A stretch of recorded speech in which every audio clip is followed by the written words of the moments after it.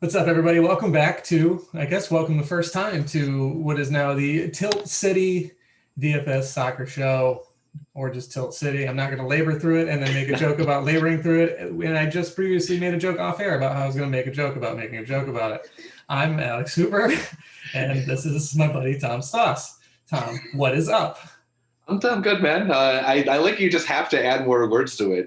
If you want to, you really don't have to change the name. We could make an even longer name if you want. It's if this is in your blood, go for it, man. It might be. It might just be impulsive. I might just have to be wordy, and I do have a problem with that, I think. So being incredibly specific. Hey, it comes in handy at times, but not when it comes to coming up with a punchy name. Yeah, branding is not my specialty, which is great because I work in marketing. Nothing but good life choices. Speaking of nothing good but whatever. Speaking of bad life choices, that was kind of my weekend this weekend, playing FA Cup DFS. I don't know that I did as poorly as I think I did, but we can go to the tape. I said it to you the other day. I don't know how, like, I was tilting last weekend. That's sort of explaining my absence a little bit there, but I was wise enough to know that I don't think I could handle this very well. This sort of stuff. Like, you never know who's playing. You never know how it's going to work out.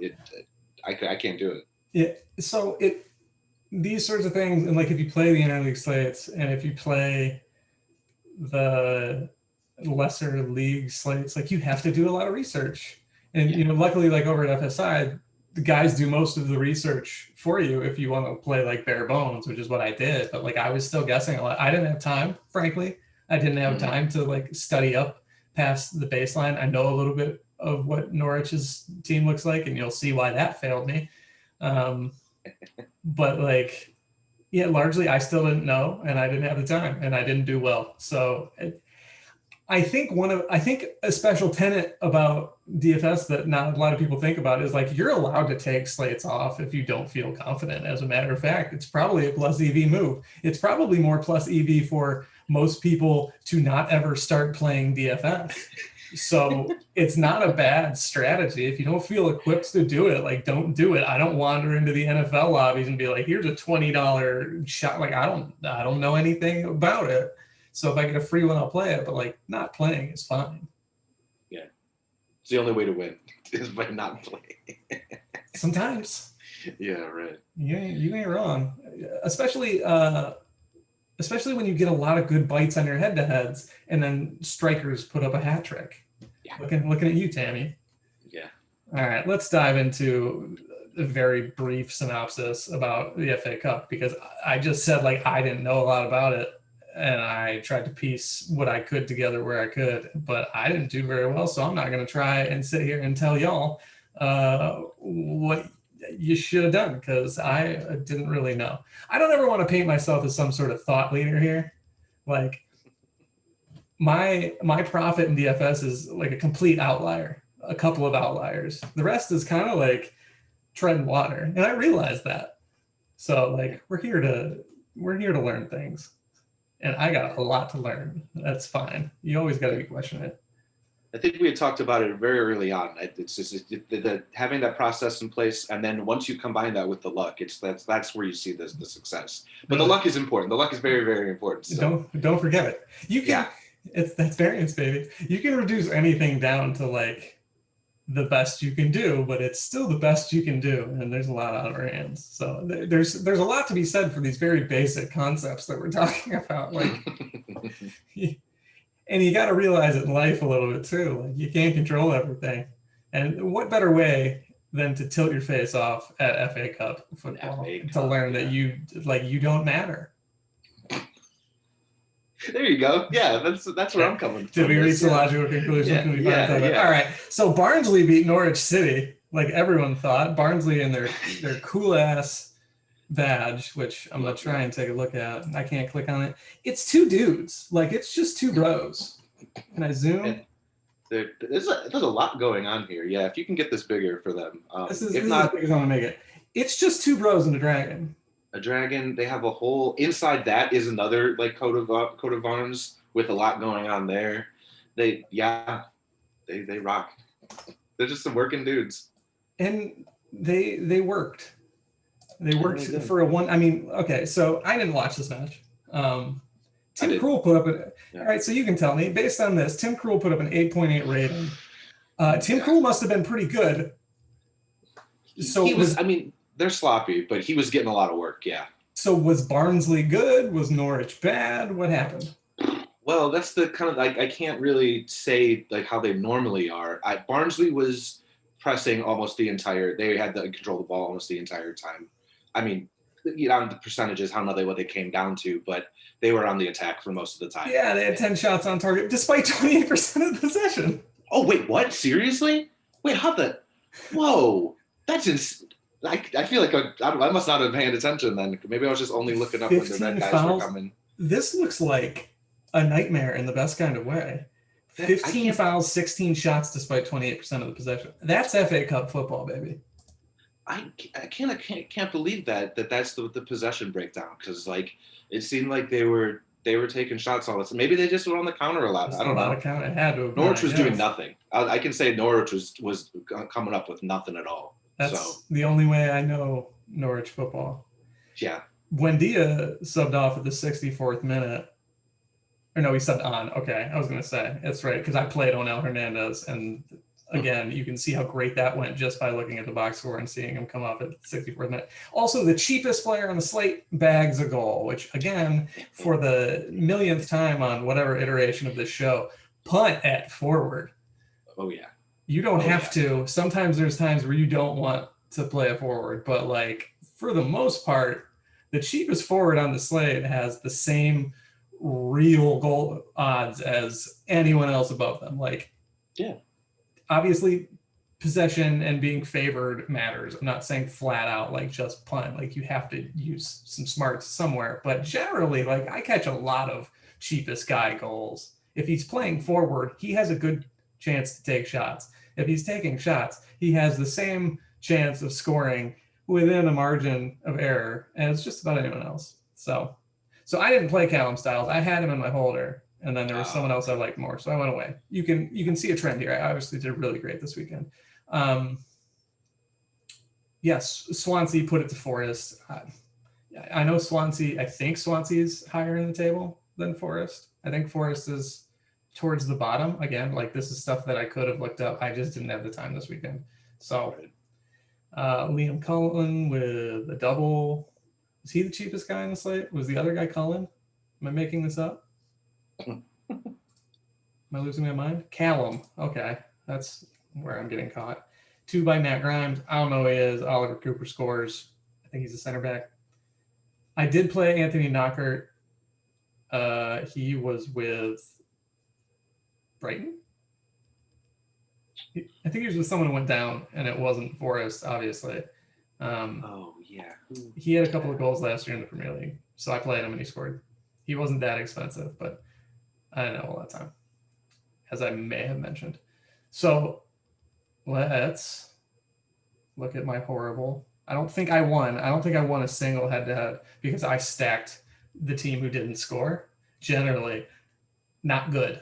Doesn't work for your outcomes. Did Norwich sit a bunch of guys? I thought I was worried they got rid of like Timu Puki and everyone. Well, and they just weren't playing. Buendia is their best player, and he didn't start. They're atop the championship, and their manager even calls it the FA Cup break. So they were looking to get rest, and now they get more because they're not in the FA Cup anymore. Oh yeah. But yeah, so like I played Hugo because I had the room. Like, I think he was my last guy in. I like Max Aarons. I think highly of him. Hernandez was cheap and playing forward, and they were the favorite team. Not really a lot went into this. I like Placheta a lot. I do know him, and I do like him. But, I mean, I didn't expect Barnsley to beat them 1-0 with 28% possession and 16 shots on goal. Like, I didn't. No. Sometimes you get the bar. Sometimes the bar gets you. That's fine. So is this? This is our guy Supreme Kai. Yeah, I accidentally. Nice name. He's an FSI, so I might as well give him props. That's why you see a lot of overlap here. I must have just misread. I think either Lolly or Cullen was in our core at FSI, and maybe I missed it, or maybe Kai played someone different. I may have really just goofed this entire slate on a number of different levels. But I mean, he caught everything. Did he catch every goal and a clean sheet? Well, no, I guess you can't catch every goal here, but caught most of them. Yeah. Caught the Barnsley, caught 2, 4. Okay, so he missed 1 and a clean sheet. Way to go, Kai. Normally I try to show someone that I beat and someone that I lost to, but I didn't beat anyone. So here's my bad lineup. Here's Kai's good lineup. This is what you can get at FSI, a lineup like this. Kai obviously did a lot of things, and he's a very good player. But or you can stack Norwich. You could do that. One might do that given the chance. All right, let's move to today really quick. This is the thing about doing these FA Cup ones, is like they're fun. I like watching these like smaller teams fight it out. I almost don't want to like poison it with money. I don't want to like have to worry about it. Yeah. Again, I think that's totally fair. I know a lot of guys fade, like one of the guys in FSI is a City fan. He does not play City slates, and that might be plus EV too, because City slates generally are rough and bias doesn't help. Meanwhile, like I do really well in Spurs slates. So it goes one way or the other. I think you can do either. All right, so let's look at the day really quick. I think Leicester was the team you were stacking. Madison gets you a goal. Basically, so this slate today was basically like get your second Leicester piece right and get the goalie right. Yeah. And I got the goalie right. I went with Jose Perez instead of Cengiz Ünder. I think I pronounced that right.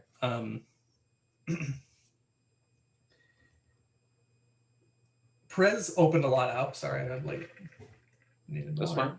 I don't know. Perez opened a lot up. He was 8,200, and I'm like really parched. I'm like I like can't speak. That's not great for a podcast. No, I should jump in. I should do a co-host job. I was in the middle of explaining something on a very relative slate. I'll just let it stew. That's fine. Sometimes you have to know when to be silent. You don't want to jump in. You just gotta let the silence work for itself. That's something I believe in very much. You should say that all the time as a broadcaster, actually. Yeah, so basically you had to get it right. Harvey Barnes is very expensive. Ünder was not too far beneath him. And Perez was 8,200. I think Ünder was somewhere like 92. So it opened a lot out. And I was like, I might as well just take the cheap guy, even though he wasn't that wide. So I didn't get that right. The dude from Brentford, I don't think you were playing unless you were punting. Jay Rodriguez was a reasonable price. I thought about him on a number of spots, but I just wanted, I mean, you're going to play McNeil if you're going to play anyone from Burnley, and I played the keeper, so I got that right. Take a look at the tape. Is this Emu up? Yep. We're just paying the rake. I think I covered this last week. I think he's up on me, but I just like to say that. So he caught Ünder, and I still won because of the sheet, which is great. Everyone loves that, to have that happen to them. We were the same, different, and he won, same. Yeah, literally. Anima and Peters were a wash. Yeah, so basically I won because of a clean sheet. Dope. That's DFS. Here's one I lost. Okay, yeah. Madison, Perez, Bardsley. Went off, and that was the difference. Okay. And got us. Burnley magic again. That they did it. You love to see it. I do. So yeah, like that was this weekend, and I didn't mean to like crap on the FA Cup. I needed that stuff a window up. It was just, it wasn't one that I could really leverage into any sort of a lesson other than like if you're going to play. The biggest thing I think we covered just then was if you're going to play, like make sure you have the time to do the research, because it doesn't always work out. Yeah. But one thing I wanted to go over tomorrow, we got this Wickham Spurs situation. I wanted to talk a little bit about like a cascade lineup build. And if I can actually talk, my throat is like hella dry. This is crazy. It's that Florida dry heat. I guess so. So I just wanted to cover a way that I build blowout showdown lineups. Generally, I'm going to max 20 in the quarter and the dollar. That's just where my bankroll's at. I do this a lot where, like, generally I like to do it with City and I like to do it with United, where you have a major upside guy playing who's a fairly obvious captain. Like, optimally 100% of the time you're going to captain them. And that's KDB, that's Bruno. James Madison's there. Grealish isn't quite there, although I did it this weekend for the most part. But the Spurs aren't necessarily a great spot, but I can still illustrate the point because basically you take that guy. Here I'm going to say it's Kane because he's the most expensive, and I actually prefer playing him in cash right now over Son. Oh, okay. You're going to play him in your captain spot. So the obvious number 2 here is Son. Right. For City, that's going to be, it was Mahrez. Right now it's Foden. So say De Bruyne and Foden, you can switch these guys in your build, whatever. Mm-hmm. So the next thing you got to look at is who's going to be in the lineup. We might not even have it here because, let's see, they haven't been posting these early. Yeah, are you treating this like just like a Premier League, like we'll get the Premier League starters, or like do you think that Kane and Son will play? Yeah. Okay. Yeah. Right. Yeah. Right. So because I don't have lineups to go off of, Sure. We're going to assume a lineup here, and it's going to make it a little more difficult. Maybe we'll do this sometime when it makes more sense. And I'm going to have to blow through this because I can barely talk. This is the weirdest thing ever. So imagine you will. Let's say it's assuming Dombele's in with Højbjerg. I'm going to assume a back 3. I'm going to assume 3 center backs. I haven't determined who they are yet. It doesn't matter because they're not going to factor into this a ton. But I'm going to guess Aurier out wide and Reguilon out left. Yeah, man. What are you doing? I don't know, man. I am drying out. Let's assume that Lucas is the right wing here. Okay. I think it might be Bale. Although no, it's yeah. Stevie's weird because he is priced too low still. Yeah. Like he's like a cheap forward, and right now I'm playing him whenever I can. He's come up quite a bit. He was in the 4s, and maybe at 7, like he's still not a great play because he's very goal dependent. But that's fine. We'll work with that. So in this case, there are 2 things you have to consider. There's a good chance this is a clean sheet, but it's also Spurs. And you never want to buy in 100% on the clean sheet. Rule 1. So essentially, you're going to decide on who the 3rd best player is. To me, looking at what I'm looking at, I'm not going to be able to make a lot of builds here work. Actually, you can't because you don't even have 3,000. Yeah. So I'm just going to go Joe Hart. Normally, it's going to be Hugo. I think this is 10 to 12 points. So I'm just going to lock that in. Looking at the rest. Okay, here's what I do next. I'm not going to play probably a Wickham set taker. Oh, okay. Like he's probably going to be too expensive and he's probably not going to get the opportunity. I don't know. It's Spurs. They can sit back case by case basis. But in my initial build, like what was the line? Yeah, like this is a 5-1. And I don't think Wickham, unless they get a goal, like I don't think anyone's generating anything other than one person, and we'll cover that. So I'm just going to take these dudes have played. They have points per game. I assume they played. They're cheap. They're 3,000, whatever. Okay, so now I have 4,000 left.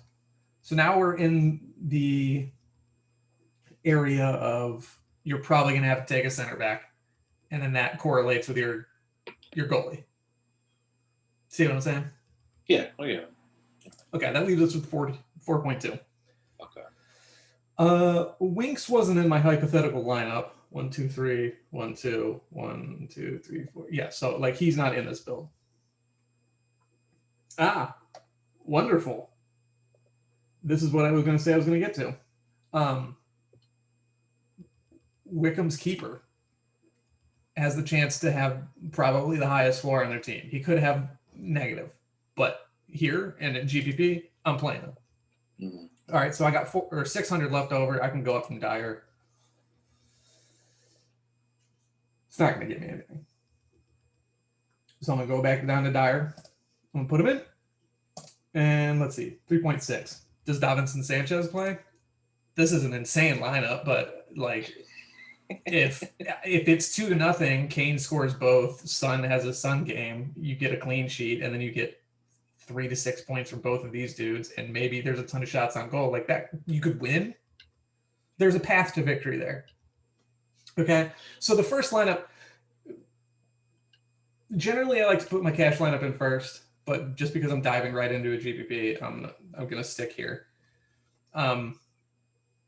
Like ideally here, you don't want to play 2 Wickham players. If you're playing the goalie from the other team and as like your sole guy, like generally they probably suck and you don't want to take a second guy unless you have to. If it makes the build work, fine. I've played players on the bench just to make a build work in a 20 max.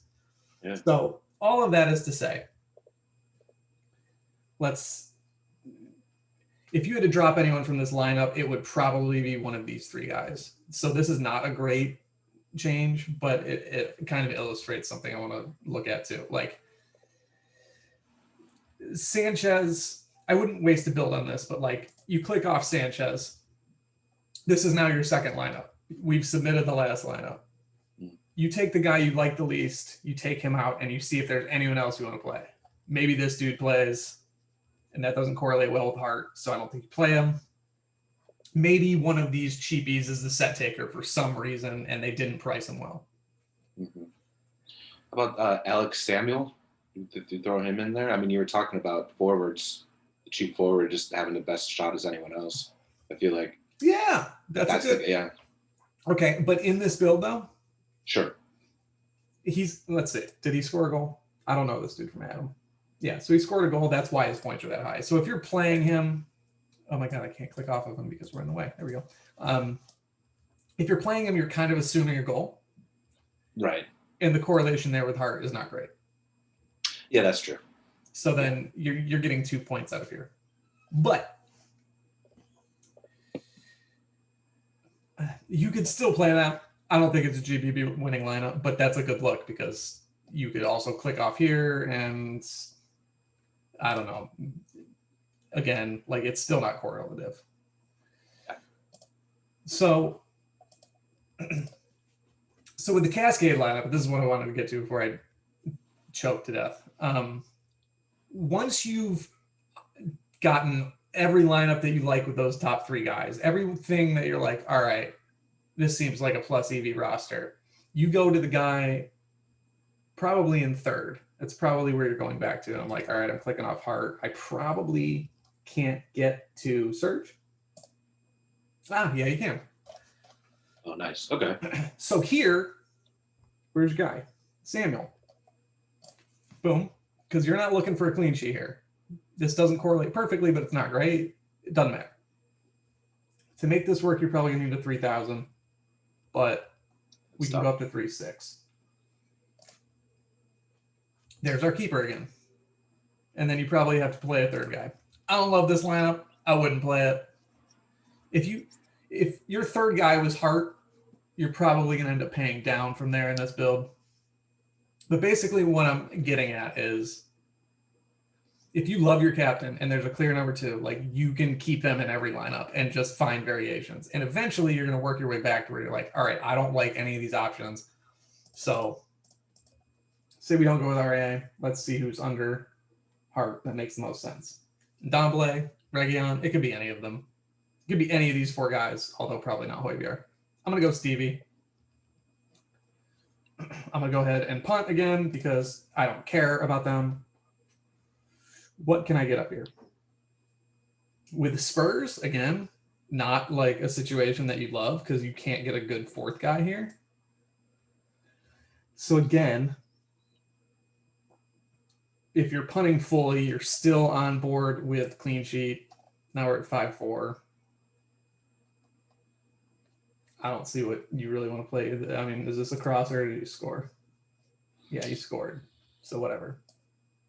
These points are all messed up for them because they went off in their one game they had in here. Right, and you have one. Like, if you actually know the Wickham guys, then this probably changes a little bit. I don't know them at this point. I haven't taken the time. I don't have the time. Maybe you want to play this dude because he can do a lot of push-ups, which is true. Have you ever seen this dude? No, what? You don't know? Oh, jeez. Oh, you got it? All right. Wait. That dude, he's a monster. Whoa! Oh my god! Yeah, dude. Look at this, bro. We're looking at career change to what? Is he a bouncer? What the? Yeah, dude. This guy's crazy. Yeah, there's a video that I watched during the pandemic, and it was just he's like, you can do these push-ups, and like he's a beast. Yeah, so maybe I'm not illustrating this point as well because this isn't a great game to do it. Like with United, it's going to be Bruno, Shaw, whomever, and like that's a clear 1-2 with them. And then probably you're going to go De Gea or Henderson if you think they're going to blow a team out. And then like that, once you get to that clean sheet, like sometimes you can fit the set taker in. And then you just punt 2 defenders. That's my favorite version of it. Like if you could still capture a reasonable floor from the other team, get the clean sheet points, like that's usually a start to a build for me. But like Spurs have no options that I care about. So I won't be doing this tomorrow. I'll probably do what I did the first time and then just reverse Kane and Son. And like that might be 10 and 10 or whatever, because the price difference isn't enough to make a whole lot work. So I don't know. I gave this a try, but I don't know that this works very well to my point. But basically what I try to do in a 20 max is I like Kevin De Bruyne. It works best with City. It's De Bruyne, and then you can switch through the attackers. And you can make 20 lineups like that.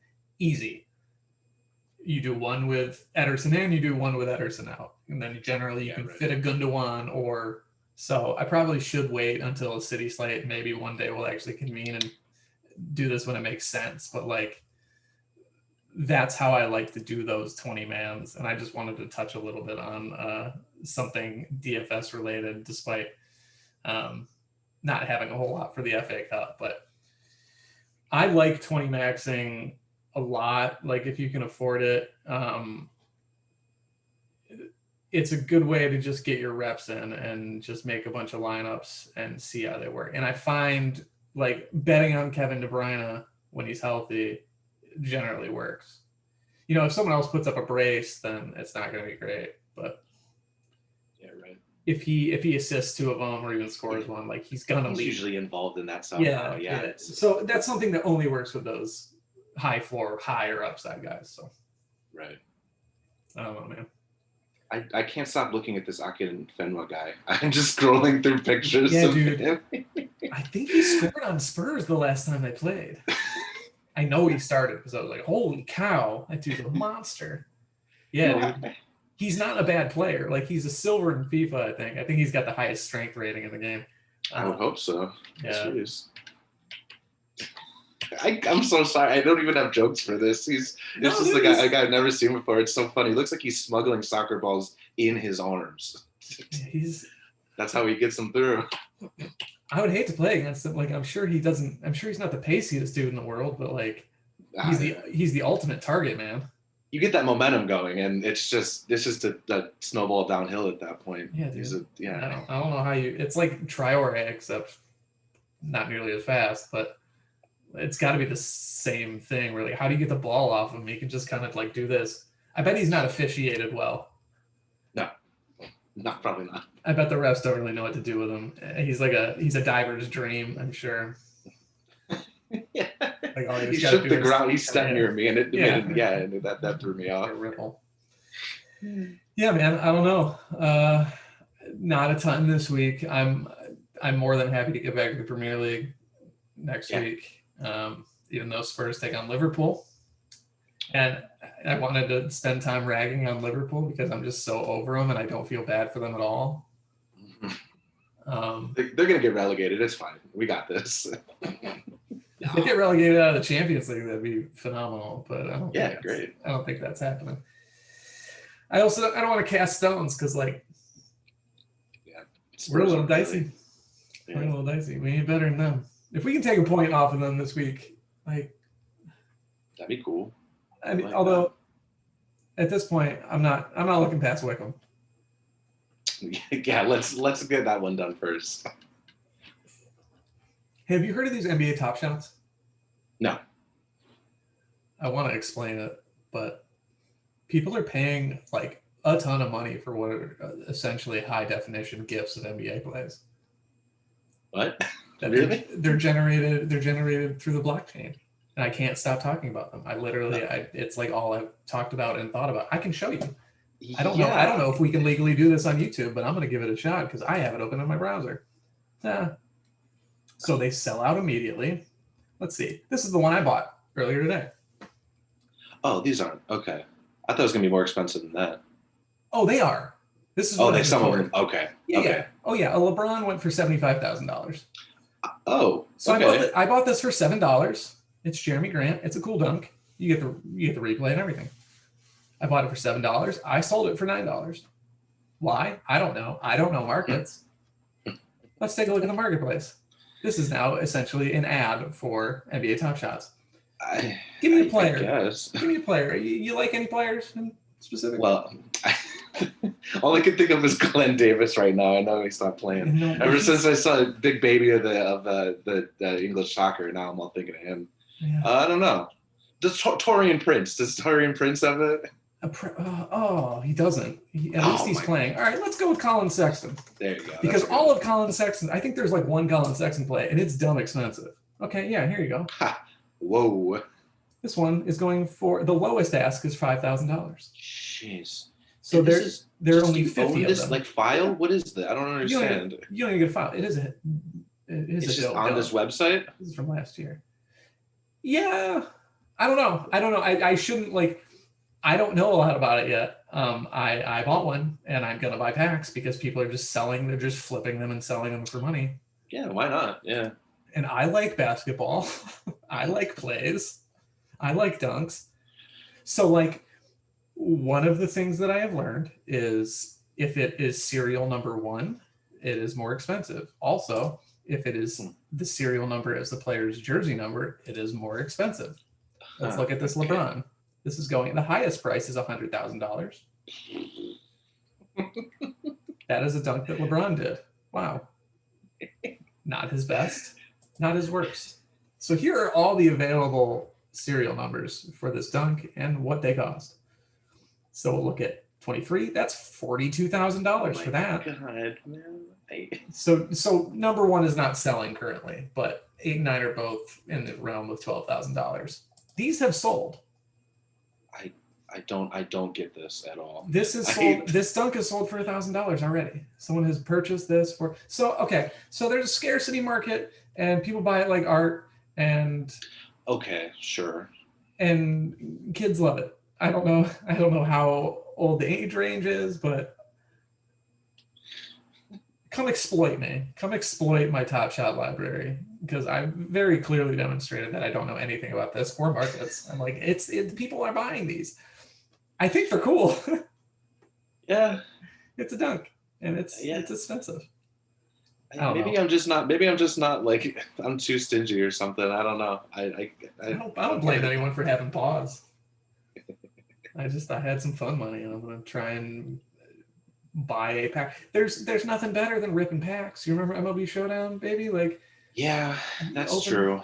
You open cards, man. That's fun. It is fun to there's nothing like that.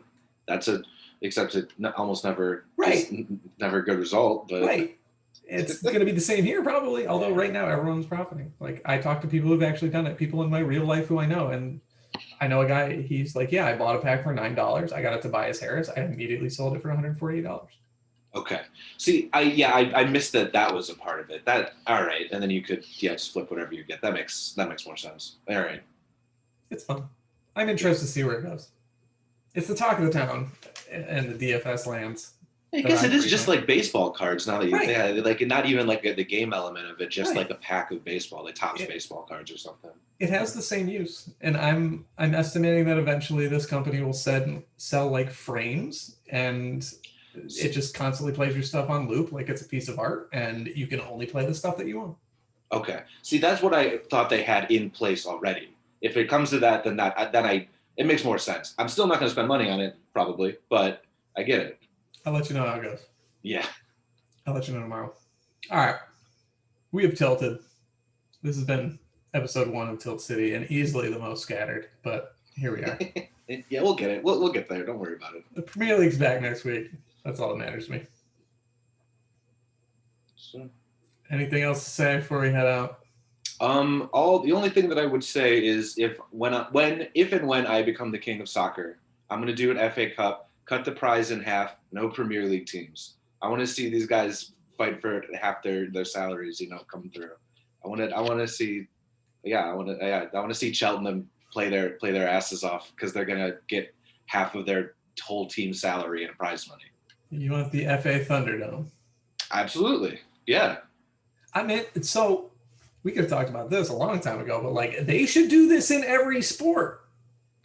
Yeah. I would love to see the Dallas Cowboys play Baldwin Wallace football team. Like they do it in American soccer. Like we get it. You get the U.S. Open Cup, and occasionally you get FC Cincinnati before they were an MLS team. They were like a USL team or whatever, and they beat Red Bulls or something like that. Like it's a brilliant idea. How does that not work in minor league baseball?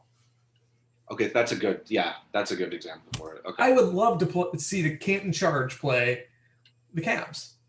Mm-hmm. They're gonna get dusted. Like it's just like it's gonna be the same thing where like you could turn on a game. It's like, oh, the Nets are down 30 against the Canton Charge, and then like James Harden just puts up a 40 burger in the fourth because he can, and that's fine. Yeah. But like occasionally you'll get an upset and it'll be great, and you can play the kids. Like I don't understand why you don't do it. Yeah, because I don't know. I think even more than soccer, I think you probably get the talent differential is so much there. Yeah, I don't know. Basketball would be like when it happens. The upsets would be fun, but like I don't know. Basketball would be the worst one. Basketball's the worst example. I mean, NFL's not great either. See, now we're backtracking. Baseball, I think it works. Yeah, baseball. Yeah, that's a good example. I think baseball works in a lot of ways with like the economy. Like they should blow up the baseball economy entirely and make it an open market. And like, if you want to sign with the Yankees, sign with the Yankees, but like good luck ever playing. And that evens out the talent differential. Like, yeah, the markets are going to be able to play. Like maybe you change something, you keep revenue sharing. I don't know, but like, I don't know. I think let the minor league teams fend for themselves. Relegation would be hilarious. Like the Rays would, you have to spend money or you're going to get relegated, and good luck.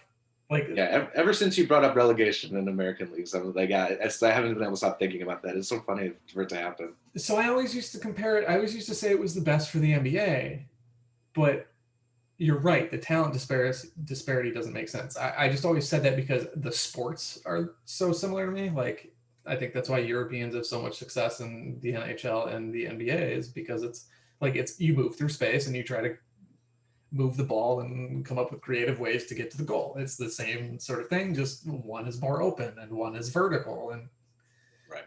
So, but the economy doesn't work that way. The economy works best in baseball.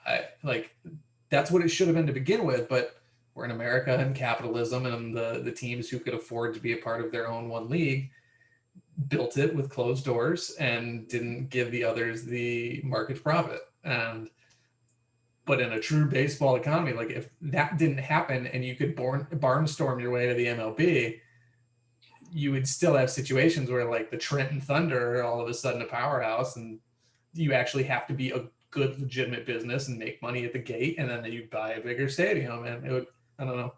Yeah, when we become king of sports, when we take over the sports reign.